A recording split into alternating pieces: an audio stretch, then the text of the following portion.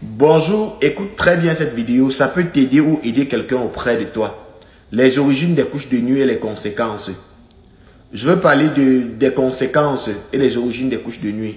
Première chose qui peut créer une couche de nuit, ta pensée, ta façon de réfléchir, ce que tu vois au courant de la journée, le style de musique que tu écoutes et ce que tu visionnes à la télé est largement suffisant de t'amener à vivre les couches de nuit. Et ce style de couche de nuit ne se résout pas dans la prière ni dans la méditation. Tu dois juste discipliner ta vie et ça doit s'arrêter. Il y a une deuxième variété de couches de nuit qui est liée plutôt à quelqu'un avec qui vous avez entretenu des rapports sexuels une fois parce que tu avais faim et tu voulais résoudre un problème.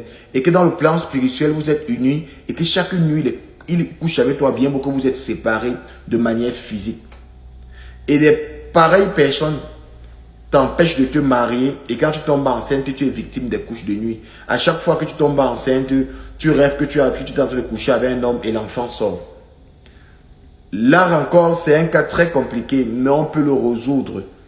Si tu rencontres un homme de Dieu véritablement appelé et qui a compris certains principes sur la délivrance, il pourrait t'aider à sortir de là. Alors, il est important de connaître qu'il y a une troisième variété de couches de nuit. On est habité par un esprit. L'autre, c'était de l'extérieur, ce que j'appelle l'envoûtement. Maintenant, on est habité par un esprit qui habite en nous et qui utilise notre corps et entretient des rapports sexuels avec nous la nuit. Les causes aussi de ça peuvent être liées au fait que inconsciemment, on a fréquenté la maison des marabouts et les marabouts nous ont influencés, nous ont dédoublés et habitent en nous.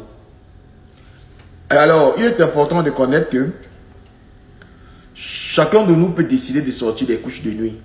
Je tiens d'abord à te rappeler que être chrétien n'a aucun rapport avec le fait d'aller à l'église, prier, lire la parole de Dieu. Chrétien vient de Christ. Le mot chrétien apparaît la toute première fois dans la Bible. Quand on a vu que les apôtres, on a dit les gens là vivent comme Christ. Ça veut dire qu'un chrétien, c'est quelqu'un qui a la vie de Dieu. Et pour avoir la vie de Dieu, il faut forcément avoir Dieu en toi pour te communiquer sa vie. Parce que l'homme est fait de la poussière, donc l'homme ne saurait plaire à Dieu.